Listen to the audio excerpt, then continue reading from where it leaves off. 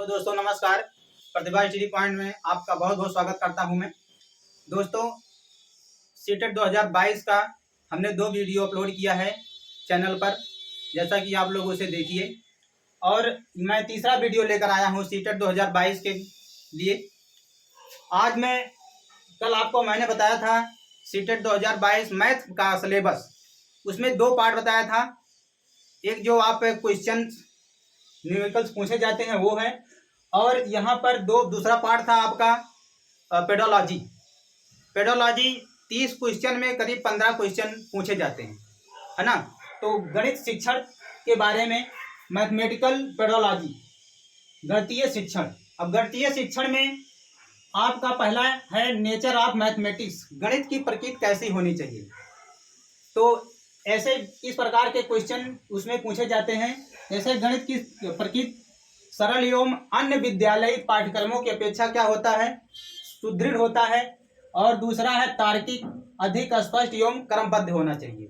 यानी गणित शिक्षण का जो आपका नेचर है, प्रकृति है, वो कैसा होना चाहिए, तार्किक होना चाहिए और स्पष्ट होना चाहिए, अधिक स्पष्ट एवं क्रमबद्ध होना चाहिए।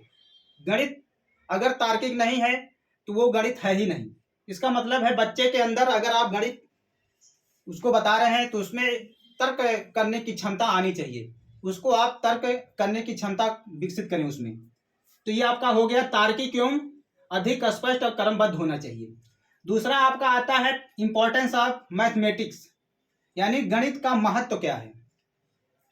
अब गणित का महत्व प्राइमरी लेवल पर और जूनियर लेवल पर, जैसा कि आप जानते हैं सीटेट 2 ही लेवल पर अभी तक सीबीएसई ने कराया है, प्राइमरी लेवल और जूनियर लेवल तक। प्राइमरी लेवल पर गणित का महत्व क्या है और जूनियर लेवल पर क्या है। जैसा कि आप देख रहे हैं प्राथमिक स्तर पर, प्राइमरी लेवल पर यहाँ पर गणित सामाजिक और व्यवहारिक होना चाहिए, जबकि जूनियर लेवल पर कैसा होना चाहिए, मानसिक होना चाहिए। जैसे बच्चा है वो किसी भी चीज को सामाजिक तौर और व्यवहारिक रूप में उसको यूज करता है। जैसे आप प्राइमरी लेवल पर पढ़ाते हैं बच्चों को किसी वस्तु को काउंट करना, गिनना, तो उसको नंबर आने चाहिए, डिजिट जिसको कहते हैं 1 2 3 4 5 6, जैसे आप पढ़ाते हैं। यानी वो समाज में, परिवार में उसका उपयोग कैसे कर सकता है। किसी चीज को अगर वो काउंट करता है, ये 2 बुक हैं, 2 खिलौने हैं, 4 खिलौने हैं, इसके बारे में मतलब सामाजिक और व्यवहारिक रूप में वो अपना क्या कर सकते, यूज कर सके। और यहाँ पर जूनियर लेवल का है दूसरा, मानसिक विकास होना चाहिए उसका। मानसिक मतलब वो व्यवहारिक चीजों से हटकर, डेली रूटीन चीजों से हट करके उसका मानसिक विकास हो, क्योंकि वो जाकर के अपना कुछ कर सके। ये आपका हो गया। अब ये आता है यहाँ पर गणित शिक्षण का मुख्य उद्देश्य, यानी main purpose of mathematics teaching. मुख्य उद्देश्य क्या होना चाहिए इसका, जूनियर लेवल पर, प्राथमिक लेवल पर, दोनों पर हम बता रहे हैं यहाँ पर।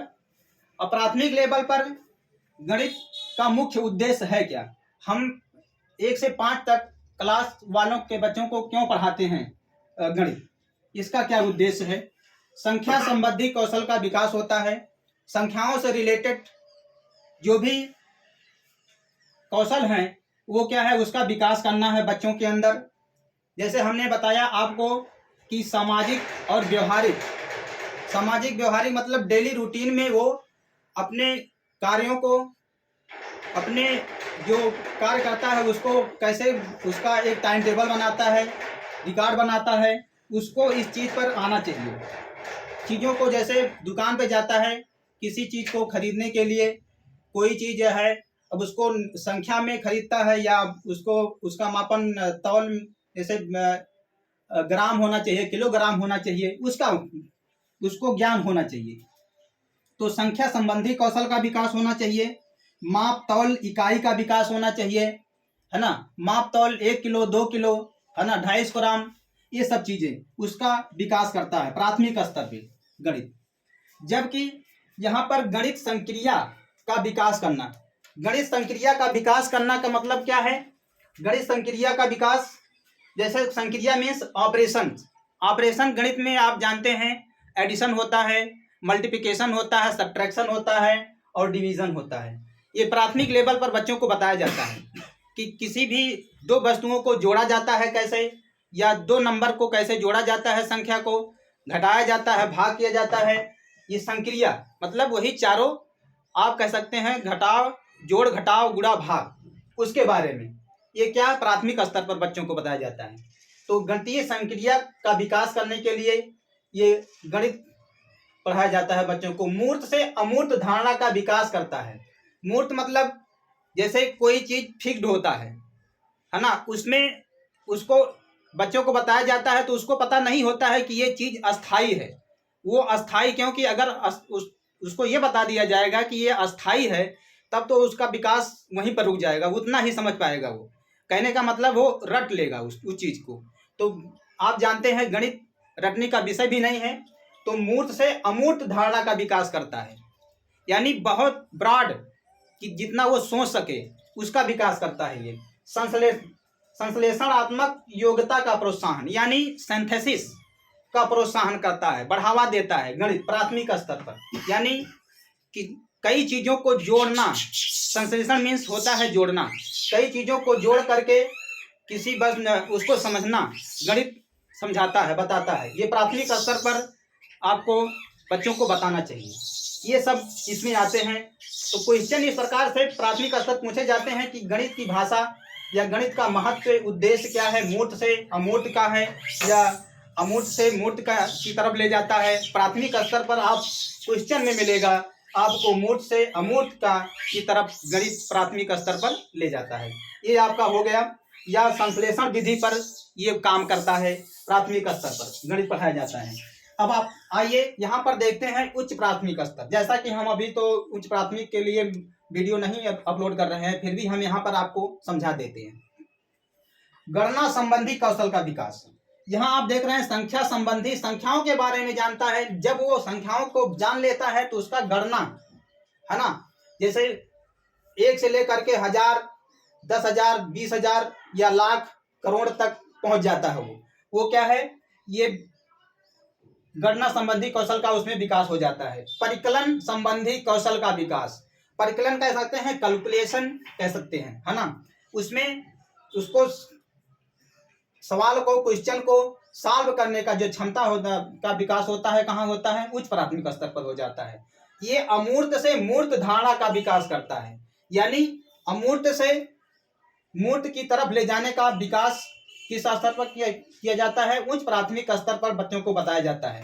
ये विश्लेषणात्मक योग्यता का विकास करता है, यानी एनालिसिस क्या है, एनालिसिस करने का तरीका है या तरीका का विकास करता है। कौन, उच्च स्तर पर गणित।